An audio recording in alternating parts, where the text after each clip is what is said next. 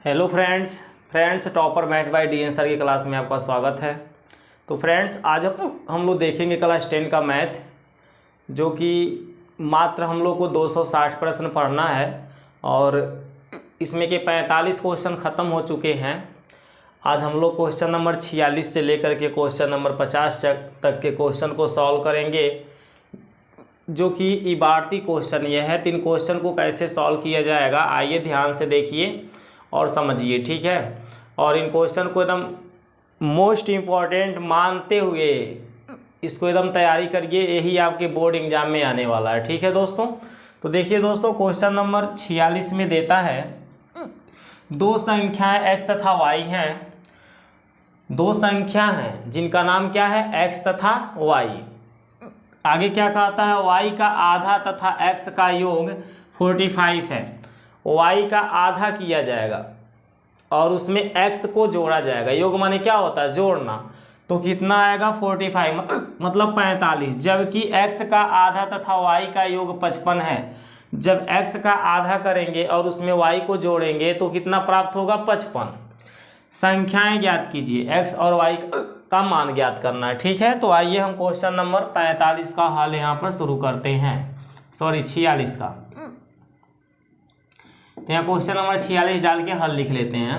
तो देखिए यहाँ पर लिखेंगे, चूंकि दो संख्याएं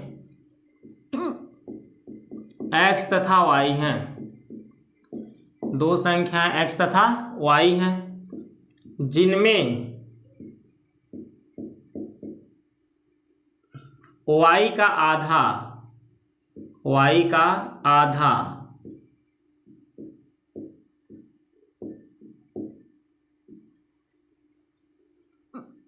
तथा x का योग 45 है, ठीक है। ये बात आप सबसे पहले लिखेंगे, क्योंकि दो संख्याएं x तथा y हैं जिनमें y का आधा तथा x का योग क्या है, 45 है। इसलिए हम y का आधा लिखेंगे। y का आधा, किसी भी संख्या का आधा करना हो तो उसके बटे 2 कर लिया जाता है, प्लस x लिखेंगे, बराबर में क्या आएगा, 45। अब देखिए हमने प्लस x क्यों किया, क्योंकि कहा है y का आधा तथा x का योग। y के बटे 2 करेंगे तो y का आधा हो जाएगा और इसमें x को हमें जोड़ना है, योग माने जोड़ना है। तो कितना मिलता है, 45। अब देखिए y प्लस x का हम 2 का हम x में गुणा करेंगे, 2 का x में गुणा करेंगे तो क्या आएगा, 2x, और इन सब के बटे 2 हो जाएगा, बराबर में क्या हो जाएगा, 45। अब ये जो बटे 2 है ना, इस 2 का हम 45 में गुणा कर लेंगे तो बताइए क्या आ जाएगा, y प्लस 2x बराबर 2 का 45 में गुणा करेंगे तो 90 हो जाएगा। इस y प्लस 2x को आप चाहें तो 2x को आगे y को पीछे भी लिख सकते हैं, ऐसे लिख सकते हैं 2x प्लस y बराबर 90, समीकरण नंबर 1। आगे लिखेंगे पुनः, देखिए लिखा है जबकि x का आधा तथा y का योग 55 है। तो पुनः क्या लिखेंगे, x का आधा तथा y का योग 55 है, ठीक है। ये बातें दोबारा बताया जा रहा है कि x का जब आधा किया जाता है और उसमें y को क्या किया जाता है, जोड़ा जाता है, तो कितना आता है, 55। तो x का आधा कर लीजिए, x बटे 2 और इसमें y को जोड़ दीजिए तो कितना मिलेगा, 55। 2 का इसमें गुणा कर लीजिए, x प्लस 2y बटे 2, x के बटे 2 है ना, y के बटे 2 नहीं है, इसीलिए इस 2 का y में हम गुणा कर लेंगे। तो 2 का y में करेंगे 2y और सबके बटे 2 हो गया, बराबर में 55। फिर इस 2 का हम 55 में गुणा करेंगे तो बोलिए क्या होगा, x प्लस 2y बराबर 2 का 55 में गुणा करेंगे 110, समीकरण नंबर 2 हो जाएगा। तो समीकरण 1 और समीकरण 2 बन गया है, इन्हीं दोनों को सॉल्व कर लीजिए। तो देखिए इनको कैसे सॉल्व किया जाएगा, इसको हटा देते हैं। केवल समीकरण 1 और 2 को लेकर के आप हल कर लीजिए इसका आंसर आ जाएगा। ठीक है, चलिए तो यहाँ पर समीकरण 1 को पहले एक बार देख लीजिए। समीकरण 1 में क्या दिया है, 2x + y = 90 दिया है और इसमें x + 2y = 110 दिया है। हम विलोपन विधि से हल करना चाहते हैं तो y यहाँ 2 है तो यहाँ y 2 होना चाहिए तभी y कट सकता है, या x को काटना चाहते हैं तो x यहाँ 2 है तो यहाँ x कितना होना चाहिए, 2 होना चाहिए तभी कट सकता है। मतलब जितना x यहाँ उतना यहाँ होना चाहिए तभी नहीं x कट पाएगा, या जितना y यहाँ है उतना y यहाँ पर होना चाहिए, या यहाँ जितना उतना वहाँ होना चाहिए, दोनों जगह बराबर होना चाहिए। तो मैं इस क्वेश्चन में क्या करने जा रहा हूँ, समीकरण 1 में 2 का गुणा करने जा रहा हूँ, क्योंकि y को हम बनाना चाहते हैं 2y। यहाँ 2y दिखाई दे रहा है ना, तो समीकरण 1 में y को 2y कैसे बना सकते हैं, जब 2 का गुणा करेंगे। तो यहाँ आप लिख दीजिए समीकरण 1 × 2 से, तो समीकरण 1 में 2 का गुणा, इस पूरे समीकरण में 2 का गुणा करिए, 2 दूनी कितना होगा 4x, 2 का y में गुणा करेंगे 2y बराबर 2 का 90 में करेंगे 90 दूना 180, समीकरण नंबर क्या हो जाएगा 3। अब इसके नीचे समीकरण 2 को उतार लेंगे, क्या दिया है भाई x + 2y बराबर कितना दिया है 110, ये समीकरण नंबर क्या है 2। ठीक है, समीकरण 1 में मैंने 2 का गुणा करके समीकरण 3 बना लिया और समीकरण 2 उसके नीचे उतार लिया जाएगा, समीकरण 1 को नहीं उतारेंगे। ठीक है ना, क्योंकि समीकरण 1 में हमने 2 का गुणा किया है इसलिए उसको नहीं उतारेंगे, समीकरण 2 को यहाँ उतारेंगे। अब क्या करेंगे, समीकरण 3 में समीकरण 2 को घटा देंगे। ठीक है, देखिए थोड़ा आज हिचकी आ रहा है, आप लोग देख रहे हैं तो इसके लिए डिस्टर्ब ना होइए, आप लोग इसको बस देखते रहिए, सही हो जाएगा। यहाँ कौन सा चिन्ह है प्लस, तो माइनस होगा, यहाँ प्लस है तो माइनस होगा, यहाँ प्लस है तो क्या होगा माइनस होगा। अब बताइए जब घटाना होता है तो नीचे के सभी चिन्ह बदल जाते हैं। ठीक है ना, 2y के आगे माइनस आ गया, ये प्लस नहीं है माइनस आ गया, इसके आगे भी प्लस है तो ये हमारे कैंसिल हो जाएंगे। कारण क्या है कि दोनों सेम है, चिन्ह दोनों का अलग अलग हो चुका है, इसका चिन्ह प्लस और इसका चिन्ह माइनस, तो ये घट जाएगा मतलब कट जाएगा। ठीक है, सेम है तो कट जाएगा। 4x में से इस x को हम घटाएंगे, क्यों घटाना का चिन्ह है, 4x में से x 1 है तो घटाएंगे तो कितना x बचेगा 3x, और 180 में से 110 को घटाएंगे तो क्या बचेगा 70, बचेगा कि नहीं बचेगा। अब बताइए क्या करेंगे, 3 जो आया इस 3 को 70 के बटे ले जाएंगे तो x बराबर हो जाएगा 70/3। अब यही x का मान आप समीकरण 1 में या समीकरण 2 में या समीकरण 3 में रख सकते हैं। तो चलिए x बराबर 70/3 हम कहाँ रख देते हैं, समीकरण 1 में रखने पर, समीकरण 1 में रख देते हैं। ठीक है, किसी भी समीकरण में रख सकते हैं, जितने बने 1 2 3 कहीं रख सकते हैं। तो मैं समीकरण 1 में रख रहा हूँ। यहाँ पर देखिए समीकरण 1 में क्या लिखा है, 2 × x के जगह हम 70/3 लिखेंगे, प्लस में क्या है y बराबर में क्या है 90। ठीक है, अब आगे देखिए कैसे सॉल्व किया जाएगा, इसको हटा दीजिए।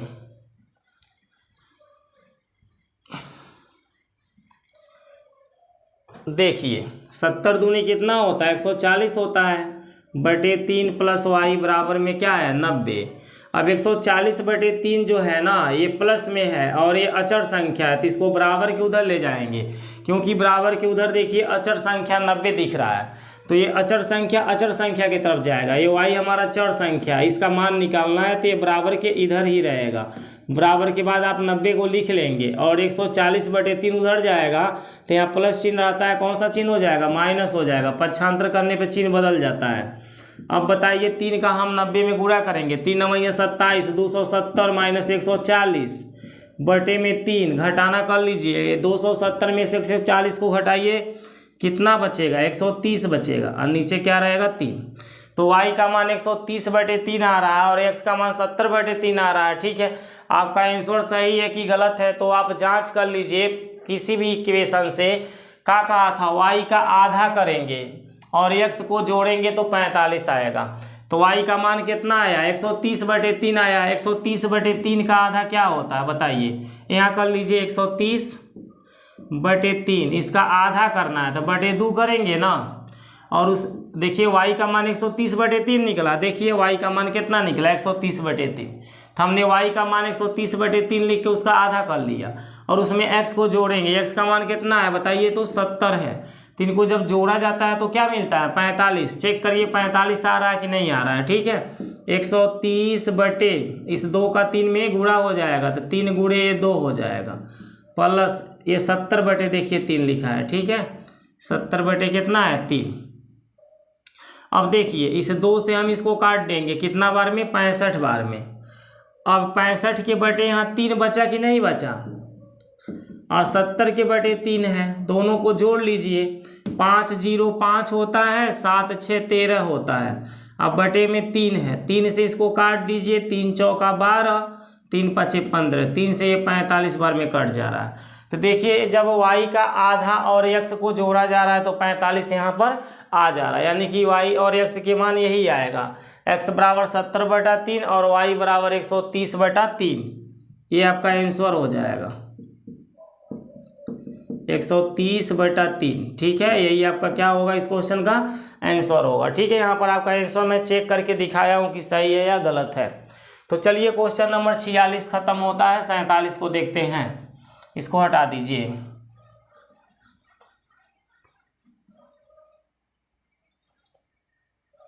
तो देखिए क्वेश्चन नंबर 47 में क्या कह रहा है, इसको पढ़ लीजिए और सॉल्व करना शुरू करिए। तो क्वेश्चन नंबर 47 में दोस्त क्या बोलता है, पिता की वर्तमान आयु पुत्र की वर्तमान आयु की 4 गुनी है। वर्तमान आयु समझते हैं, वर्तमान आयु का मतलब इस समय जो चल रहा है उस उम्र की बात हो रही है। इस समय जो व्यक्ति की आय है उस आय की बात हो रही है। वर्तमान मतलब प्रेजेंट, इसी समय की। ठीक है, न आगे न पीछे। तो यहाँ पर बोला गया है कि पिता की वर्तमान आयु क्या है, पुत्र की वर्तमान आयु की 4 गुनी है। 5 वर्ष बाद पिता की आयु पुत्र की आयु की 3 गुनी होगी। दोनों की वर्तमान आयु ज्ञात कीजिए। एक पिता हैं और एक उनके पुत्र हैं, उन दोनों के उम्र के बारे में बताया जा रहा है, आयु के बारे में बताया जा रहा है। तो आपसे कहा जा रहा है कि दोनों की वर्तमान आयु बताइए, पिता का वर्तमान आयु क्या होगा और पुत्र की वर्तमान आयु क्या होगा। ठीक है, तो आइए हम लोग मान लेते हैं इनकी आयु, पता नहीं है ना इनकी आयु, तो माना जाएगा। माना पिता की वर्तमान आयु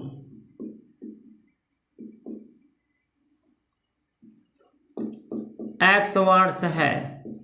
पिता की वर्तमान आयु क्या मान लिया गया, x वर्ष, तथा पुत्र की वर्तमान आयु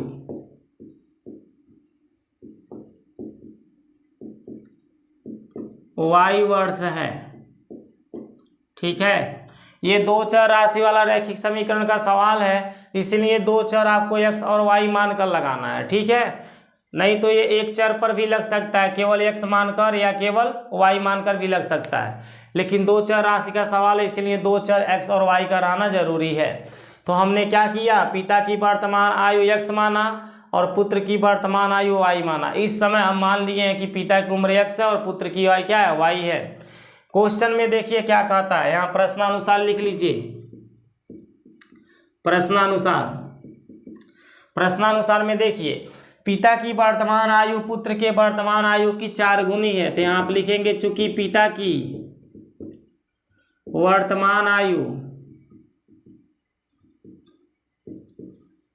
पुत्र की वर्तमान आयु की 4 गुनी है, 4 गुनी है, इसलिए ये पिता की वर्तमान आयु है, ये पुत्र की वर्तमान आयु। क्या ये दोनों आपस में बराबर हैं, नहीं है। यहाँ स्पष्ट बोल दिया है कि पिता की जो वर्तमान आयु है ना वो पुत्र के वर्तमान आयु से 4 गुना है। इसका ये 4 गुना है। अगर ये 10 साल का पुत्र है तो पिता 40 साल का है, इसका 4 गुना है। ठीक है, अगर पुत्र 15 साल का है तो पिता कितने साल का है, 60 साल का है, इसका 4 गुना है। तो बताइए संख्याएं बराबर हो सकते हैं, नहीं हो सकते हैं। इसी तरह से ये दोनों बराबर नहीं हैं। कैसे बराबर हो सकते हैं बताइए। इन दोनों को बराबर करना हो तो इसमें हमें 4 का गुणा करना पड़ेगा कि नहीं करना पड़ेगा, करना पड़ेगा ना। इसमें भी हमें 4 का गुणा करना पड़ेगा, तभी ये दोनों बराबर हो सकते हैं। उसी तरह से इस संख्या में हम 4 का गुणा कर देंगे। किसका गुणा कर देंगे, 4 का, तब जाकर के इनकी उम्र बराबर होगी। और हमें बराबर करना पड़ता है, उम्र को बराबर करना पड़ता है, तभी ये लग पाता है सवाल। ठीक है, आगे देखिए क्या करेंगे। x बराबर 4 का y में गुणा करेंगे 4y। ठीक है, समीकरण इसको 1 बना दीजिए। समीकरण क्या बना दीजिए? 1। आगे पढ़िए, यहाँ पे पुनः लिख करके आगे देखिए क्या कहता है। 5 वर्ष बाद पिता की आयु पुत्र के आयु की 3 गुनी होगी। पुनः क्या लिखेंगे? 5 वर्ष बाद पिता की आयु पुत्र की आयु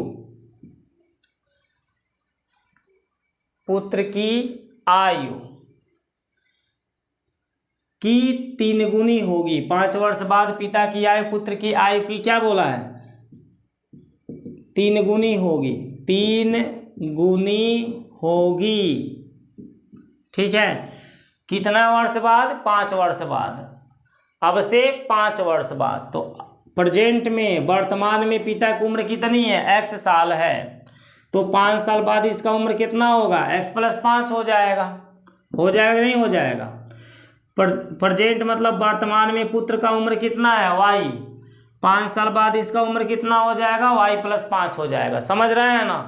आज के डेट में इनका उम्र x साल का है पिता का, और पुत्र का उम्र कितना है? y साल का। लेकिन 5 साल बाद इनका उम्र कितना होगा? तो आप 5 जोड़ेंगे तभी तो बताएंगे। मान लीजिए आज के डेट में आप 20 साल के हैं, तो 5 साल बाद आपका उम्र कितना होगा?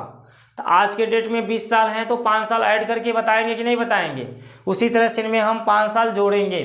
तो जब 5 साल जोड़ते हैं तो 5 साल बाद ये जो उम्र आता है, इस उम्र से पिता का उम्र क्या है? तिगुना है। ये दोनों आपस में बराबर नहीं है। इससे पिता का उम्र क्या है? तिगुना है। यहाँ देखिए लिख रहा है 5 वर्ष बाद पिता की आयु पुत्र के आयु की 3 गुनी होगी। पुत्र की उम्र से ये 3 गुना है। अगर जो पुत्र 10 साल का है तो पिता 30 साल का है, इसका 3 गुना है। तो दोनों को बराबर करने के लिए पुत्र की उम्र में 3 का गुणा होगा। तो इसी तरह से इनको बराबर करने के लिए हम पुत्र की उम्र में किसका गुणा कर देंगे? 3 का गुणा कर देंगे। इतनी बातें समझ में आ गई कि नहीं आ गई? आ गई ना? अब देखिए x बराबर कितना निकला है? 4y। x बराबर कितना निकला है? 4y। इस x की जगह उस 4y को रख दीजिए। प्लस में क्या है? 5।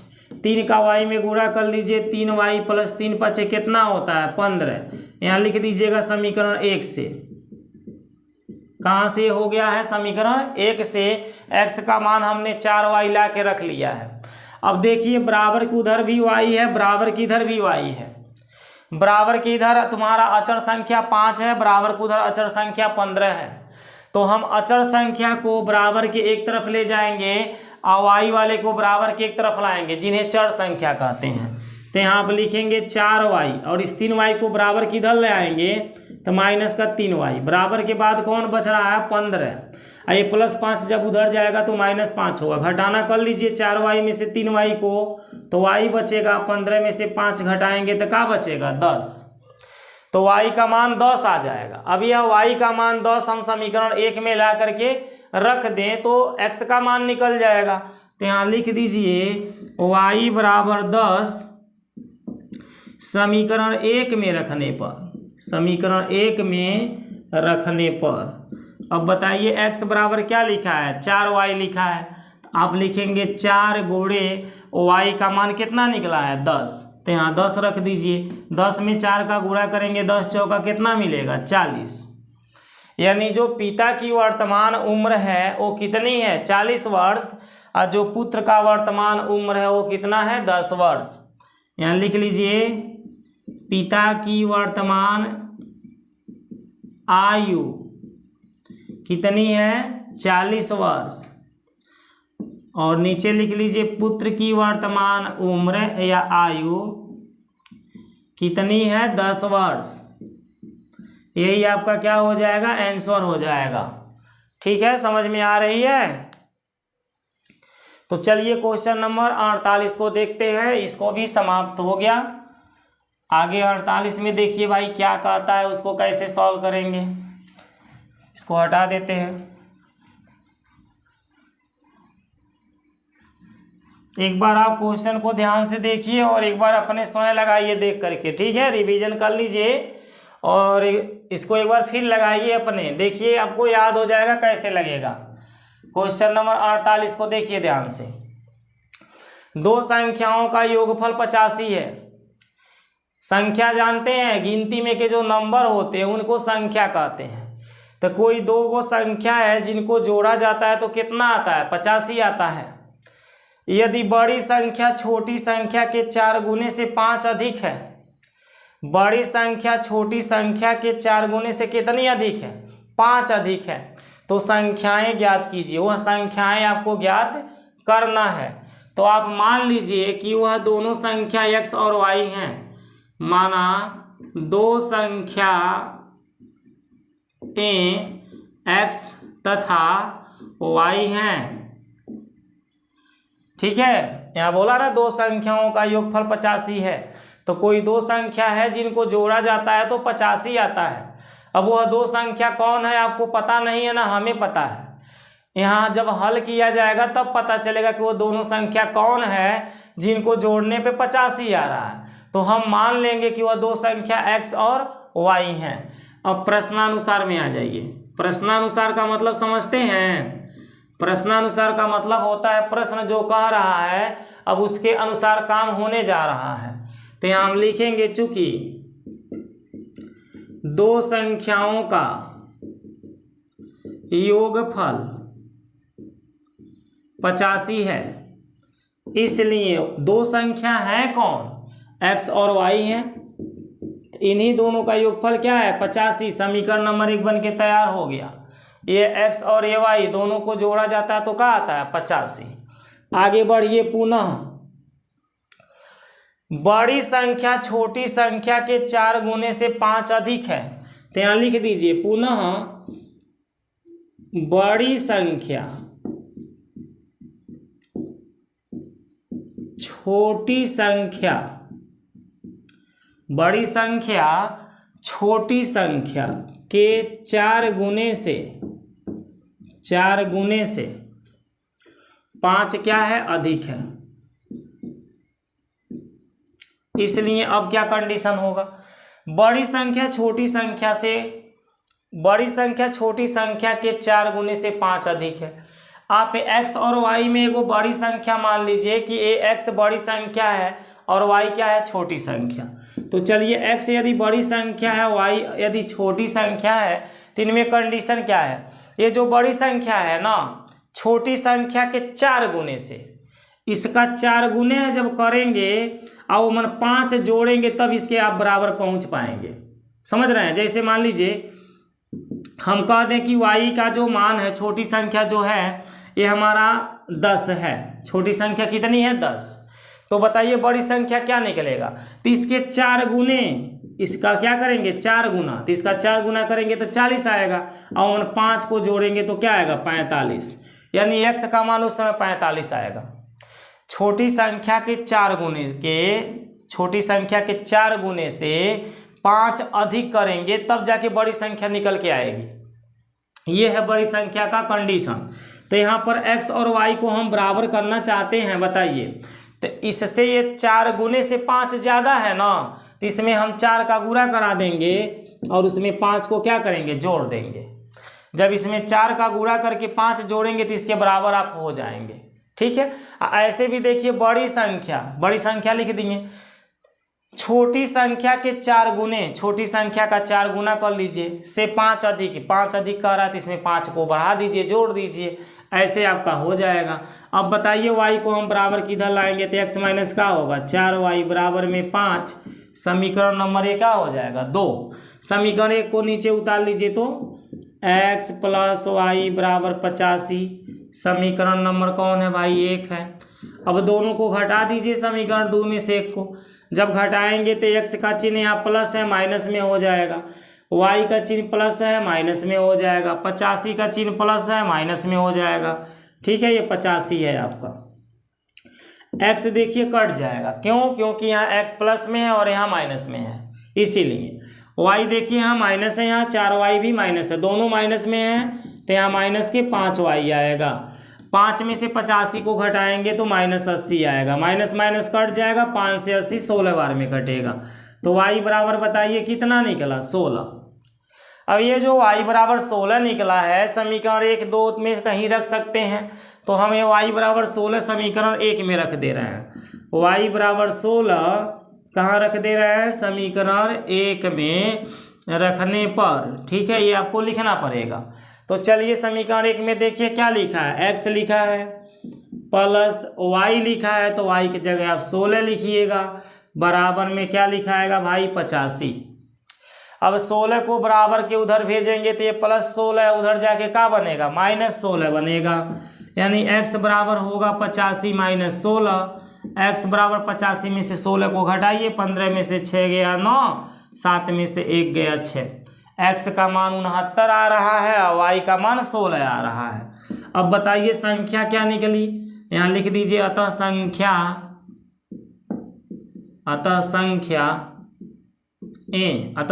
क्या हैं? 69, 16 हैं। अतः संख्याएं क्या हैं? 69, 16 हैं। ठीक है, इस 69, 16 दोनों को जब जोड़ेंगे ना तो 85 आएगा। और ये जो छोटी संख्या 16 है और बड़ी संख्या क्या है? 69 है। तो इस छोटी संख्या के जब 4 गुने में 5 जोड़ेंगे तब ये बड़ी संख्या के बराबर हो पाएंगे। 16 में 4 के गुणा करिए तो 16 चौका 64 होता है, और 64 में 5 को जोड़ेंगे तो 69 होगा। देख रहे हैं ना, इसके 4 गुने से 5 अधिक है कौन? बड़ी संख्या। क्वेश्चन जो कह रहा था उसके बेस पर आपका आंसर परफेक्ट निकला है, जांच हो गया। तो इस तरह से भाई क्वेश्चन नंबर 48 भी आपका समाप्त हो रहा है। अब क्वेश्चन नंबर 49 को देखिए कैसे हम सॉल्व करेंगे, इसे हटा देते हैं। ठीक है, देखिए क्वेश्चन नंबर 49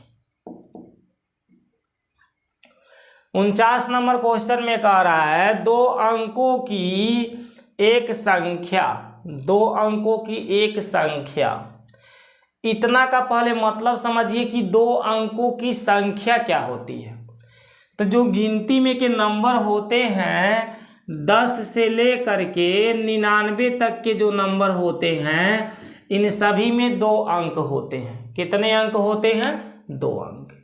और इनको संख्या बोलते हैं। 10, 11, 12, 13, 14, 15 ऐसे बोलते बोलते 99 तक की जो संख्याएं हैं वह सब हमारे 2 अंकों की संख्या। कितनी अंकों की संख्या है? 2 अंकों की। अब ये जो 2 अंकों की संख्या है इसमें कौन कौन से अंक हैं? तो एक है आपका इकाई का अंक होता है, और दूसरा कौन सा अंक होता है? दहाई का होता है। होता है कि नहीं होता है? 2 अंकों की संख्या में 2 प्रकार के अंक होते हैं, एक इकाई का और एक दहाई का। तो 2 अंकों की संख्या का मतलब समझ गए हैं कि 2 अंकों की संख्या में 2 अंक रहेगा और उसमें एक इकाई का अंक रहेगा और एक दहाई का अंक रहेगा। ठीक है, क्वेश्चन को आगे पढ़िए। 2 अंकों की एक संख्या एवं उसके अंकों को उलटने पर बनी संख्या का योग 66 है। यदि संख्या के अंकों का अंतर 2 हो तो संख्याएं ज्ञात कीजिए। देखिए आपको संख्या ज्ञात करना है। तो इस क्वेश्चन में आपको पता है ना कि एक इकाई का अंक होता है, एक दहाई का होता है। तो इस क्वेश्चन को जब सॉल्व किया जाएगा, हल किया जाएगा, तो यहाँ हम मानेंगे माना दहाई का अंक, इसमें दहाई और इकाई के अंक होते हैं ना, तो दहाई और इकाई के अंक आप मानेंगे। माना दहाई का अंक x तथा इकाई का अंक y है। इकाई का अंक क्या है? y है। अब देखिए संख्या क्या बनेगा। जैसे मान लीजिए हमने ले लिया 45, एक संख्या है जो कि 2 अंकों की संख्या है। कितने अंकों की संख्या है? 2 अंकों की। इसमें इकाई का अंक बताइए क्या है? 5 है। और दहाई का अंक क्या है? 4 है। इकाई का अंक 5 है, दहाई का अंक 4 है, तो ये संख्या 45 कैसे बना, इसके बारे में आपको जानना जरूरी है। तो भाई दहाई में होता है 10, दहाई में कितना होता है? 10। तो ये जो दहाई का अंक 4 दिख रहा है ना, इसमें 10 का गुणा किया गया है। दहाई में 10 होता है, इसलिए दहाई वाले अंक में 10 का गुणा किया गया है। इसमें इकाई वाला अंक जो 5 दिख रहा है इसको जोड़ दिया गया है, और इकाई में होता है 1। इकाई में क्या होता है? 1। तो इकाई वाले अंक में 1 का गुणा किया गया। इकाई वाले अंक में 1 का गुणा होता है, दहाई वाले अंक में 10 का गुणा होता है, सैकड़ा वाले अंक में 100 का गुणा होता है। ये सिस्टम होता है। तो भाई जब संख्या निकाला जाता है तो गुणा करके इनको जोड़ना पड़ता है। क्या करना पड़ता है? जोड़ना पड़ता है।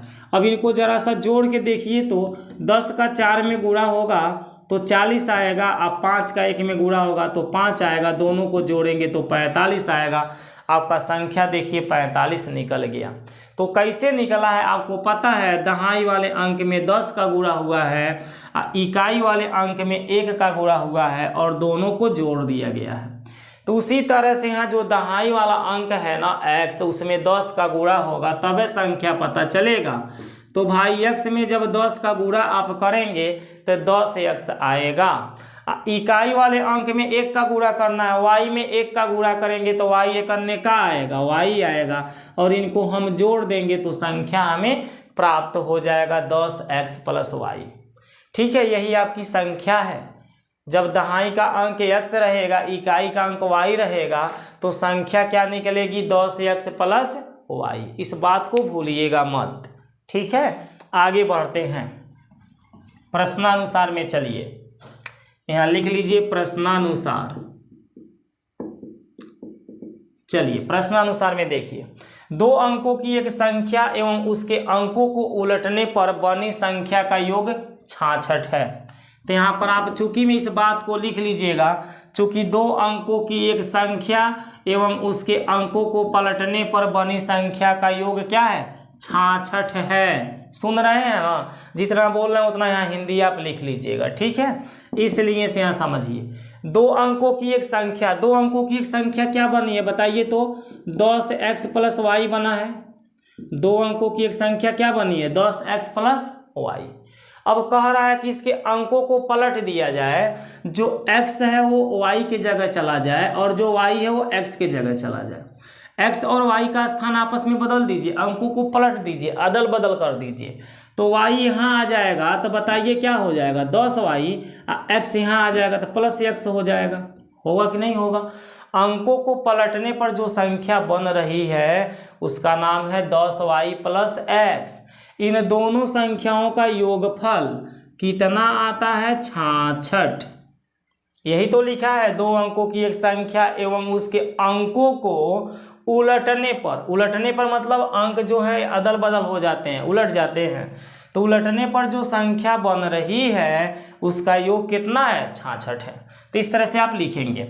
अब बताइए यहाँ 10x, यहाँ 1x तो जोड़ेंगे तो भाई 11x आएगा। 10y में 1y को जोड़ेंगे तो 11y आएगा, बराबर में 66 है। इन दोनों में 11 हम कॉमन ले सकते हैं तो x + y = 66 होगा। 11 से 66 6 बार में जाएगा। x + y का मान 6, समीकरण नंबर 1 बन के तैयार। ठीक है, आगे बढ़ते हैं। तो आगे वाले शब्द को हम कैसे लिखते हैं? पुनः अब क्या कह रहा है उसको देखा जाए। यदि संख्या के अंकों का अंतर 2 हो, संख्या के अंक कौन है भाई? संख्या के अंक x है और y है। देखिए, एक अंक का नाम x है, दूसरे अंक का नाम क्या है? y है। अब हम क्या करेंगे? इनके अंकों का अंतर निकालेंगे तो कितना आएगा? 2 आएगा। तो यहाँ लिख लीजिए पुनः संख्या के अंकों का अंतर, संख्या के अंकों का अंतर कितना है? 2 है। इसलिए इस संख्या का अंतर निकालिए। अंतर माने होता है घटाना। तो जब हम x में से y को घटाते हैं तो 2 आता है। पहली संख्या x है और दूसरी संख्या क्या है? y है। यही पहला अंक x है, दूसरा अंक y है। एक अंक आप x माने हैं और एक अंक क्या माने हैं? y माने हैं।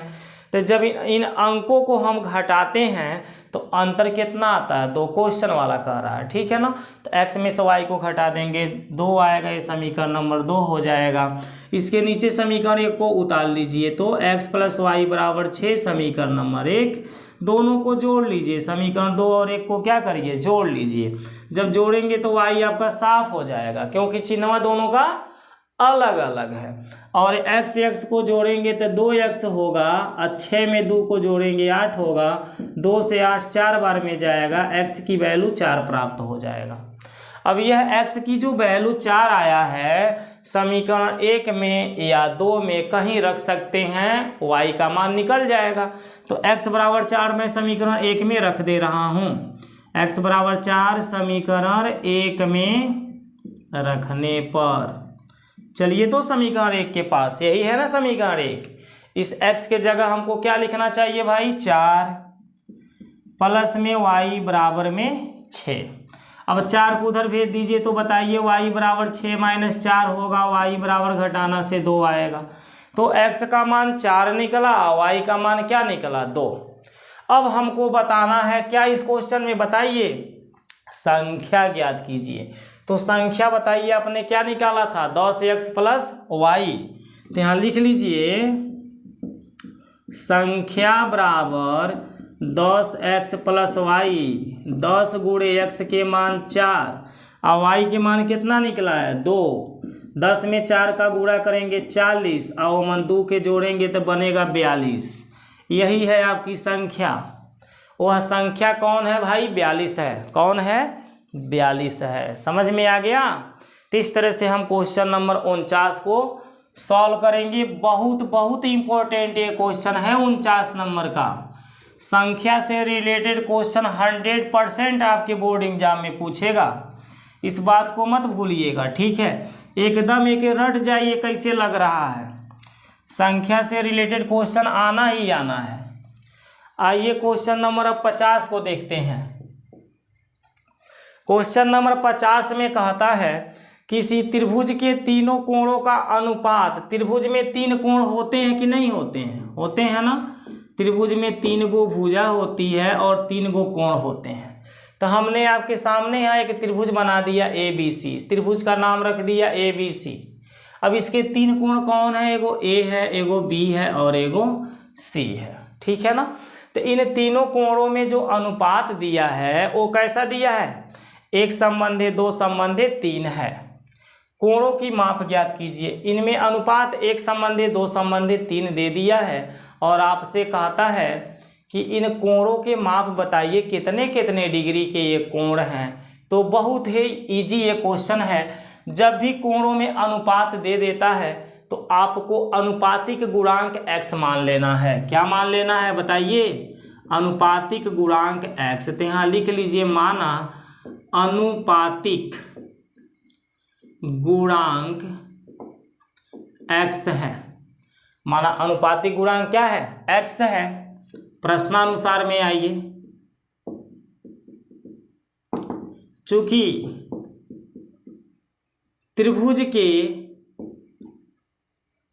तीनों कोणों, त्रिभुज के तीनों कोणों का अनुपात 1:2:3 है। इसलिए त्रिभुज के कोण क्रमशः बताइए क्या होंगे? त्रिभुज के जो कोण होंगे वो क्या होंगे?